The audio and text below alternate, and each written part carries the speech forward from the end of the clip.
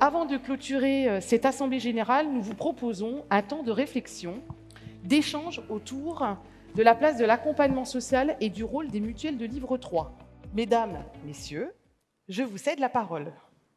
Bonjour, je suis Marie Rouessard. J'ai le plaisir d'être entourée de Valérie Meunier, inspectrice technique de l'Action sociale des armées, du général de brigade en 2e section Patrick Péramort, président de la Caisse nationale du gendarme, de monsieur Jean-Paul Benoît, président de la Fédération des mutuelles de France et président de l'Union régionale sud de la mutualité française, du général de corps aérien en 2e section Jean-François Furet-Coste, président de Solidarme, pour réfléchir et échanger sur la place de l'accompagnement social et du rôle des mutuelles de livre 3.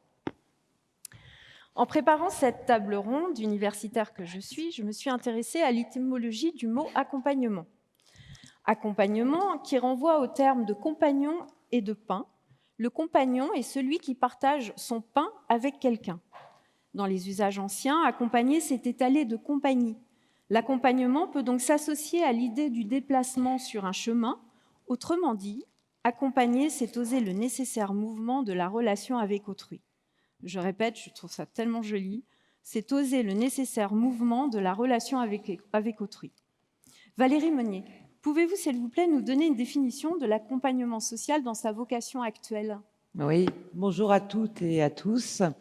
Je vais essayer de l'expliquer au travers de la profession d'assistant social, ce qu'est l'accompagnement social. Donc, au sein du ministère des Armées, l'accompagnement social est assuré par les 516 assistants sociaux et les 81 conseillers techniques qui composent donc le réseau social. Et ils interviennent au profit de plus de 367 000 agents au profit de leur famille et au profit de plus d'1,5 million d'anciens agents et de personnes isolées. Donc, à ce titre, il dispose d'outils spécifiques et de dispositifs, de prestations, et l'Action sociale des armées a un budget de 108 millions d'euros. L'Action sociale des armées complète les aides légales. L'accompagnement qui est réalisé par les assistantes sociales est vraiment une activité, ce qu'on appelle cœur de métier, qui utilise des compétences nécessaires pour mener les interventions sociales, qu'elles soient individuelles ou collectives. Et le but est d'améliorer les conditions de vie des agents et de leurs familles et de les conduire ainsi à l'autonomie. Pour faire un accompagnement social, il faut mettre en exergue des compétences spécifiques, une écoute active qui est d'entendre au-delà de ce qui est dit et d'entrer en relation avec la personne, l'analyse d'une situation, des ressources et des potentialités de la personne, l'évaluation dans la durée de la mise en place d'un plan d'action, ce qui est très important. Enfin, le respect des personnes et de la déontologie. Les assistantes sociales travaillent en partenariat avec les professionnels des autres entités ou les acteurs sociaux. Elles sont tenues au secret professionnel, mais bien évidemment, dans le cadre d'un partenariat, elles peuvent partager des éléments à partir du moment où ça s'inscrit dans la relation d'aide. Voilà. Même si aujourd'hui la majorité de l'auditoire est mutualiste, Jean-Paul Benoît, pouvez-vous, s'il vous plaît, nous préciser ce que sont les mutuelles de livre 3 et notamment les mutuelles d'accompagnement social ? Oui, mais écoutez, je sais que je parle à une assemblée de mutualistes et particulièrement de délégués de livre 3, donc vous devez connaître ça par cœur, mais il faut reconnaître quand même que ces expressions livre 2, livre 3, c'est un peu du jargon mutualiste. Vous savez que c'est en rapport avec le code de la mutualité, et au livre 2 qui régit les mutuelles qui font du complémentaire santé, et le livre 3 qui en fait régit les mutuelles qui font toutes les autres activités. Alors ça va de l'accompagnement social à la prévention, en passant par la gestion d'établissements de santé ou de services de soins et d'accompagnement. Ce que je veux dire là-dessus, c'est que c'est pas nous qui avons fait le choix de séparer les activités. Jusqu'au début des années 2000, jusqu'à la directive de solvabilité, les activités livre 2 et livre 3 étaient gérées dans les mêmes structures, et en particulier dans des unions, souvent des unions départementales. C'est la législation qui nous a imposé la séparation de ces activités. Et quand on parle au grand public, pas dans une assemblée de gens avertis comme vous sur la mutualité, quand on parle de mutuelle, il l'assimile immédiatement au complémentaire santé, à la complémentaire santé, donc au mutuel livre 2. Pourtant, le livre 3, c'est un secteur important de la mutualité. C'est 200 groupements, c'est 2800 établissements et c'est 30 000 salariés. Par comparaison, la totalité du livre 2, c'est 35 000 salariés. Donc on a là un secteur d'activité majeur qui nous permet de dépasser la simple réponse financière aux besoins de nos adhérents et qui nous permet de leur apporter des réponses concrètes. Et on sait que souvent, la réponse financière n'est pas suffisante. Très bien. Je m'adresse à présent à vous, messieurs les officiers généraux, Patrick Perramort et Jean-François Furet-Coste. Vous êtes tous deux présidents de mutuelles d'accompagnement social dites militaires. J'en déduis que les particularités de la population militaire nécessitent l'existence d'un écosystème sanitaire et social dédié. Président Perramort, en quoi précisément? Chers camarades, bonjour. Je voudrais tout d'abord remercier Jean-François, votre président, les administrateurs de votre conseil d'administration et vous, mesdames et messieurs les délégués, d'avoir bien voulu nous associer aux travaux de votre Assemblée générale. C'est pour la CNG que je représente un signe fort de convergence, en tout cas de livre 3, qui donne du sens à notre action et qui nous incite à construire plus avant un projet partenarial au sein du groupe UNEO. Avant de rentrer dans le vif du sujet, un peu d'histoire. Il y a 130 ans, 133 ans plus exactement, un jeune capitaine de gendarmerie créait un fonds social. Le capitaine Jean-François Paoli était le premier à penser que la communauté militaire méritait un accompagnement de proximité, un accompagnement de solidarité. Nous nous retrouvons aujourd'hui en ayant poursuivi pendant plus de 130 ans son œuvre. En 1948, la CNG a été créée. Solidarme, il y a un peu plus d'un an, à Pau. Et je vois beaucoup de sens à ce que nous nous retrouvions ensemble pour parler du livre 3, des livres 3 du groupe UNEO. Mais rentrons dans le vif du sujet. Qui sommes-nous? Solidarme et la CNG, ce sont 1 million d'adhérents ou de bénéficiaires. Et nous portons 12 millions d'euros d'accompagnement social à leur profit. Ça veut dire que chaque mois, nous sommes capables d'investir 1 million d'euros au profit de chaque bénéficiaire ou chaque adhérent. Et ça a du sens. Alors, pourquoi 2 mutuelles de niveau 3? Eh bien, ça nous oblige à rentrer dans la spécificité du militaire, de la gendarmerie. Vous le savez tous, la gendarmerie est répartie sur tout le territoire national et bien souvent, ce sont des petites unités, 5-6 personnes, isolées, avec des problématiques à la fois de garde d'enfants, à la fois de travail d'épouse, à la fois également de manque de perspectives sociales ou ludiques pour les familles. Et tout ça, il faut construire un environnement pour les aider dans leur vie.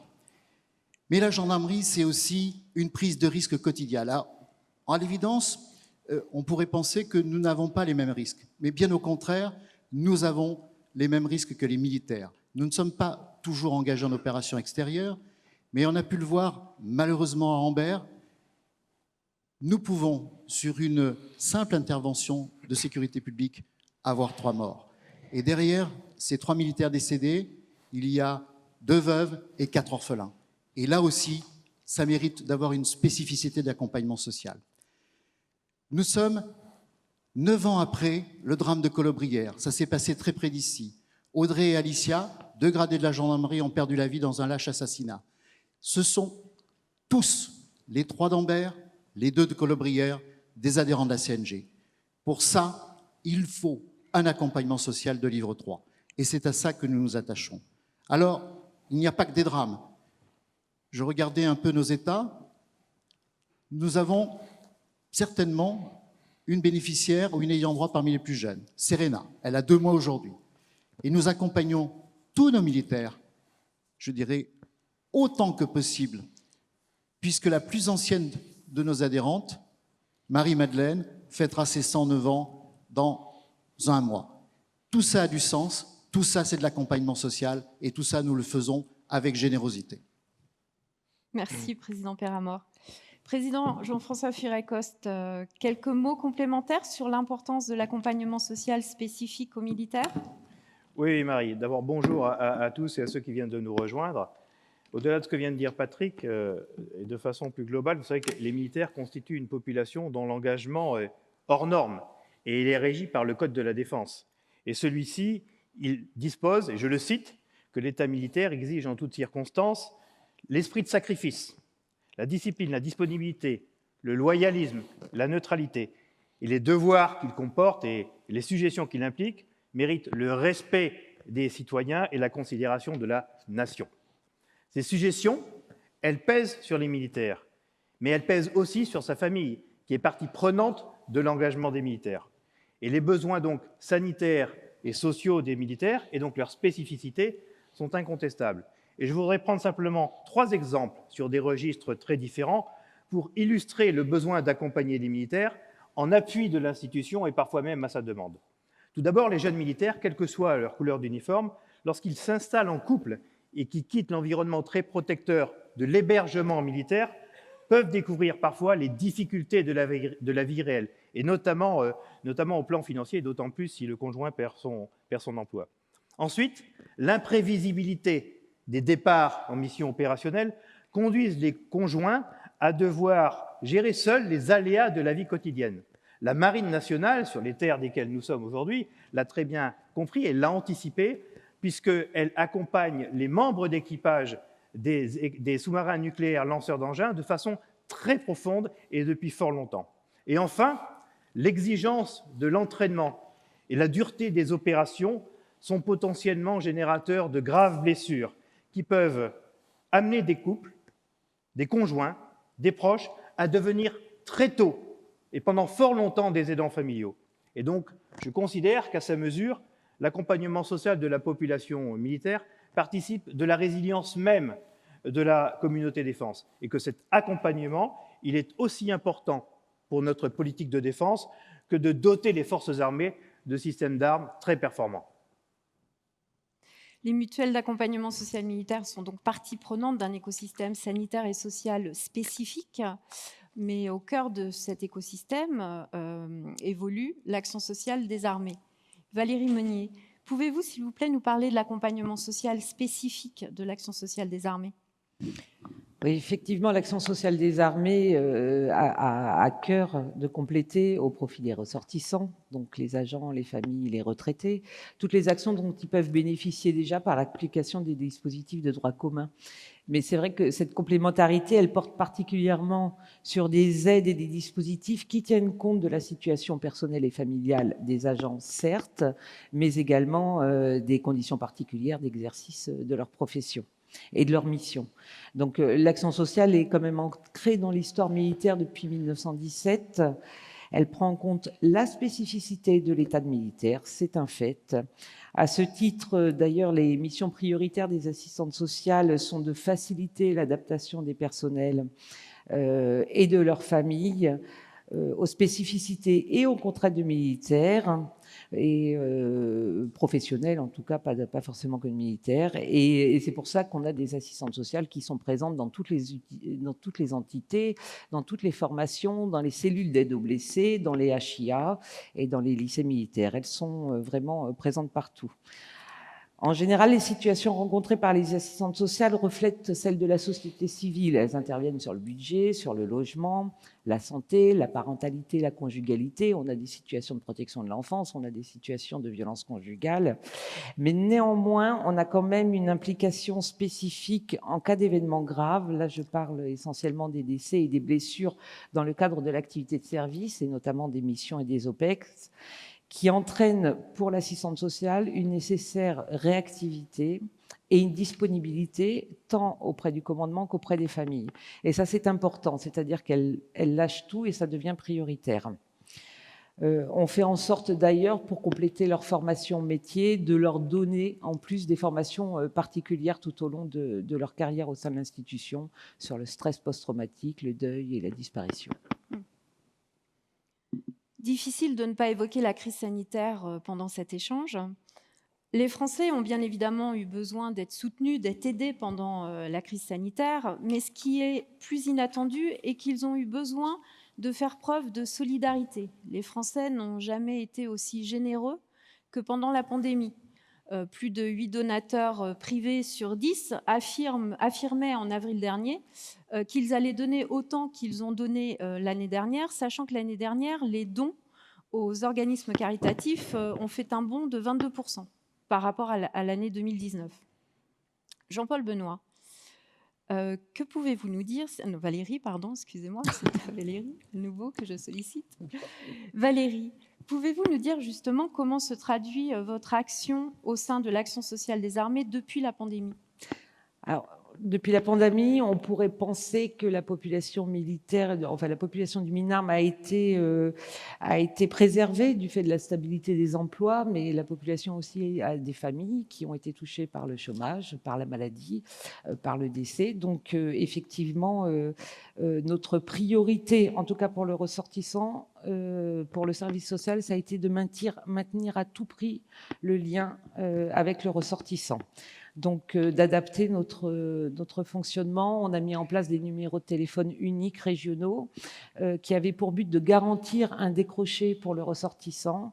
Il téléphonait, on le prenait en compte, on pouvait l'orienter et il avait accès à une assistante sociale qui pouvait intervenir en distanciel ou en présentiel sans difficulté. Et bien évidemment, elles avaient laissé toutes leurs coordonnées aux responsables d'unité, aux chefs de corps, aux commandants de GSBDD, etc. Donc on a essayé de préserver et on a réussi à préserver la mise en œuvre de l'action sociale des armées, notamment dans la délivrance des prestations et l'accompagnement des ressortissants. Sur la seule période du premier confinement, on a délivré 493 aides financières, en particulier à titre alimentaire, et 1630 prestations, donc juste pour cette période-là. On a porté également une attention très sensible, un peu comme dans la population civile, sur des situations qui pouvaient être aggravées ou exacerbées par le contexte sanitaire, notamment par le confinement des personnes, et à maintenir une veille sur des situations de protection de l'enfance et puis de violence conjugale qui ont traité 15 situations de protection de l'enfance sur le premier confinement, des violences avérées à raison de 10, en tout cas sur des violences conjugales très graves, et 57 événements graves. Donc là, on est sur les décès et les blessures en service qui ont été traités en présentiel auprès des familles par les assistantes sociales. On a enfin fait en sorte que chaque assistante sociale puisse partir avec les coordonnées des personnes qu'elle suivait pour maintenir un lien et pouvoir appeler les plus fragiles et en tout cas les plus isolés. Je me tourne vers vous, Jean-Paul Benoît. Comment s'est exprimée la solidarité au sein des mutuelles de Livre 3 ? On a vécu quand même une année assez hors du commun, malheureusement pas en positif, avec cette pandémie. Et on a vu se redévelopper des actions de proximité, de solidarité de proximité entre les personnes, de façon souvent spontanée. Et les mutuelles se sont très tôt interrogées sur le rôle qu'elles pouvaient jouer dans ce domaine-là. Et par exemple, lors de la première pandémie, comme ça a été rappelé, ça a été une pandémie, lors du premier confinement, comme ça a été rappelé, c'était un confinement très dur, où les gens étaient enfermés, en particulier les personnes les plus vulnérables et les plus âgés. À l'époque, on ne savait pas tout sur la maladie, on n'avait pas de masque, on n'avait pas de vaccin, bien sûr, mais on n'avait même pas de masque. Donc il y a beaucoup de personnes qui se sont enfermées, parce qu'on leur a demandé, en particulier les personnes âgées.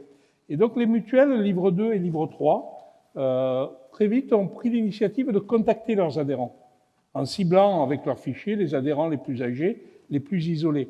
Et on s'est aperçu, et ça a été une surprise pour tous, que beaucoup d'adhérents, on était au bout de 2-3 semaines de confinement, nous disaient « mais vous êtes les premiers à m'appeler en 3 semaines. Vous êtes la première personne avec qui je peux discuter. » Souvent, elles n'avaient besoin de rien, mais le fait même de prendre contact et de discuter, quelque part leur donnait de l'oxygène, quoi. Et on s'est aperçu de l'importance de ces relations humaines. Après, certaines avaient des besoins particuliers pour s'approvisionner sur des médicaments ou sur l'alimentaire. Et là, avec les mutuelles Livre 3, les choses se sont organisées, avec aussi des associations de proximité. Il y a eu des partenariats qui se sont tissés à cette occasion-là, et ça a permis de répondre à ces besoins. Mais déjà, rien que le contact était important. Et puis, dans un deuxième temps, on a vu les problèmes économiques surgir, avec une question pour une partie de la population, y compris d'accès à l'alimentation. Et tout particulièrement chez les étudiants. On a vu ces files d'attente, y compris à la télé, chez les étudiants. Et donc là aussi, il y a des mutuelles, et je sais que ça a été le cas de la CNG et de Solidarme, qui se sont particulièrement impliqués pour répondre à ce besoin-là. y compris avec la distribution alimentaire. Et donc, après tous ces épisodes-là, la question qui se pose aujourd'hui, c'est comment on fait perdurer ces solidarités qu'on a construites, cette relation humaine. Ça nous a rappelé, pour ceux qui l'avaient oublié, que la mutualité, c'est pas que des remboursements, c'est pas que de la relation administrative, c'est d'abord la relation humaine. Quelque part, on est revenu aux sources du mouvement mutualiste. Et c'est pas pour rien qu'au XIXe siècle, la mutualité moderne s'est d'abord construite sur des services, sur ce qu'on appelle aujourd'hui du livre 3, avant de se construire sur des remboursements. Et donc, à cette question-là, aujourd'hui, on est en pleine réflexion, mais les mutuelles ont envie de continuer à accompagner leurs adhérents, à les accompagner, y compris pour l'accès à leurs droits. On a souvent des droits auxquels on n'accède pas. La CSS, par exemple, la couverture santé solidaire, il y a 2/3 des personnes qui pourraient en bénéficier qui ne la demandent pas. Parce qu'on est confronté à un maquis administratif qui, pour certaines personnes, est insurmontable. Voilà. C'est souvent difficile pour tous, même pour nous qui sommes habitués aux démarches administratives, mais pour certaines personnes, c'est insurmontable. Donc, accompagner nos adhérents, rester dans la relation et accompagner nos adhérents, y compris pour leur accès aux droits, nous paraît un des enseignements à tirer de cette crise et un service à faire perdurer, cet accompagnement social, justement, à faire perdurer. Je vais rebondir sur la mention du maquis des procédures et des dispositifs d'aide que vous venez d'évoquer, Jean-Paul Benoît, parce qu'entre la multitude des dispositifs qui existent en France et la lourdeur des procédures, de vous à moi, c'est parfois un véritable défi de bénéficier en effet de nos droits. Président Furet-Coste, comment interviennent les mutuelles d'accompagnement social justement dans cette complexité, dans ce maquis des dispositifs d'aide ? Alors, ce que l'on voit, et Jean-Paul vient de le rappeler, hein, c'est que la capacité d'adaptation et de diversification de Livre 3 est extrêmement importante. Et donc, un des rôles qu'on voit se dessiner, c'est celui qui veut consister à aider nos personnes bénéficiaires à pouvoir accéder aux dispositifs auxquels ils peuvent prétendre, qu'ils soient du droit commun ou alors qu'ils soient plus spécifiques parce que liés à un statut. Et ce, à chaque moment de la vie. On a évoqué le cas de la pandémie, mais ça peut être aussi, dans une période plus normale, la recherche d'un emploi, d'un logement, une mutation, un déménagement, une reconversion ou une entrée en dépendance. Et donc, un des rôles principaux d'une mutuelle d'accompagnement social, c'est donc d'aider ses adhérents à se retrouver dans le maquis administratif, je reprends la formule, pour lui permettre de bénéficier de l'aide auquel il peut prétendre. Et c'est précisément sur ce dispositif que Solidarme a construit son parcours adhérent, qui, je le rappelle, est constitué de 2 leviers. Le premier, c'est le service d'accompagnement à distance qui nous a été présenté ce matin, Solidarme, et puis c'est le réseau de proximité qui est sans équivalent, constitué de quelques 140 bénévoles répartis sur tout le territoire et qui nous est souvent envié. Et les échanges permanents qu'on a eus avec notre communauté, ça a été dit aussi ce matin, nous ont permis de bien prendre en compte que parfois, le besoin, il est davantage d'être accompagné que de recevoir un soutien financier. Et je vais prendre un seul exemple, très illustratif, de la nécessité d'être orienté pour savoir faire face à la complexité des dispositifs existants et à la lourdeur des procédures que vous évoquez, Marie. C'est celui de la dépendance et de la perte d'autonomie. Ces thèmes constitue un vrai sujet de société. C'est la 5e branche dont on parle beaucoup aujourd'hui. Donc, il concerne tout le monde. Mais il concerne aussi tout particulièrement, et s'agissant notamment de la perte d'autonomie, de la population militaire, comme je l'ai dit tout à l'heure. Nous avons tous en tête des exemples terribles de militaires qui reviennent très gravement blessés d'opérations extérieures. J'ai en tête un commando de l'air qui est revenu de Djibouti en ayant perdu les 2 mains à la suite d'une explosion accidentelle d'une grenade, ou des trop nombreux militaires qui sont revenus d'Afghanistan en étant amputés en raison des dispositifs IED, des engins explosifs improvisés qui étaient partout sur le terrain. Donc cet accompagnement, il est absolument nécessaire. Merci, Président Furet-Coste. Après ces exemples tragiques, j'avoue que la transition est un peu difficile. Président Peramore, pouvez-vous, s'il vous plaît, que vous inspire à vous cette complexité des dispositifs d'aide et des procédures que nous évoquons ? Alors, je vois que le temps file, oui. Donc je vais essayer de condenser mon propos. Comme vient de vous le dire Jean-François, nous avons 2 enjeux à relever. Un enjeu de mise en cohérence et un enjeu de connaissance. L'enjeu de mise en cohérence, il est clair, il faut que nous ayons un dispositif qui soit le plus adapté aux besoins de nos adhérents et ne pas inventer des usines à gaz que nous avons du mal à mettre en œuvre. Il faut également, bien entendu, avoir de la cohérence. Le livre 3, ce n'est pas la mutuelle du reste à charge, et donc chacun doit rester dans son champ de compétences, et les livres 2 sont là pour faire leur action, et nous la nôtre. Sur l'enjeu de connaissance, il est clair qu'il y a des fois confusion entre livre 2 et livre 3, confusion entre produits des uns et des autres. Il n'y a nulle concurrence entre les mutuelles de livre 3, mais il y a bien une spécificité des aides qui sont étudiées pour les populations. Et c'est bien pour ça que la CNG comme Solidarme ont toute leur légitimité dans la communauté militaire. Ce qui me fait envie dans Solidarme, et je vous le dis avec beaucoup de franchise, c'est l'accueil téléphonique, votre plateforme. Même si nous avons une que nous allons développer avec la Fondation Maison de la Gendarmerie dans le cadre d'Entraide, qui a vocation à recueillir tous les appels sous forme d'un guichet unique. Et le deuxième élément qui me fait envie dans Solidarme, c'est ce réseau de proximité. Alors certes, nous en avons un, mais il est clair que nous devons construire des partenariats. Partenariats déjà que nous avons bâtis avec l'UNPRG, qui est une union nationale de personnel retraité de la gendarmerie, que nous allons poursuivre avec la FNRG, qui a à peu près la même vocation, mais une autre clientèle. Et je voudrais, pour ne pas prendre du temps au temps, remercier tout spécialement Valérie et puis le réseau des assistantes sociales. Pour nous, c'est un réseau de proximité qui est essentiel. Au moment où nous construisons la digitalisation, perdre finalement cette proximité avec les moins connectés de nos adhérents serait une faute grave, lourde, préjudiciable à l'avenir. Donc je voudrais dire que quand le sol se dérobe sous nos pieds, quand le drame frappe, le réseau des assistantes sociales est à côté des chefs militaires que certains sont encore et que nous avons été, Jean-François et moi. Et donc, un grand merci à ce réseau qui est d'une aide précieuse quand le malheur nous frappe. Je profite de cette transition toute faite avec vous, Valérie Meunier. Comment intervient l'action sociale des armées pour favoriser cet accès aux droits des ressortissants du ministère ? Merci pour ces propos au nom de tout le réseau des assistantes sociales. Pour les assistantes sociales, le partenariat, c'est fondamental dans le métier. Une assistante sociale ne travaille jamais seule. La prise en charge d'une situation nécessite forcément, en tout cas pour la plupart du temps, un lien vers un particulier divers, que ce soit un acteur social, une institution.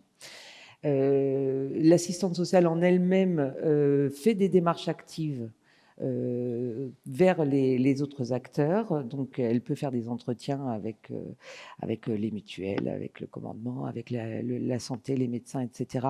Mais il faut une nécessaire complémentarité entre les différentes entités pour pouvoir faire une relation d'aide dans une concertation.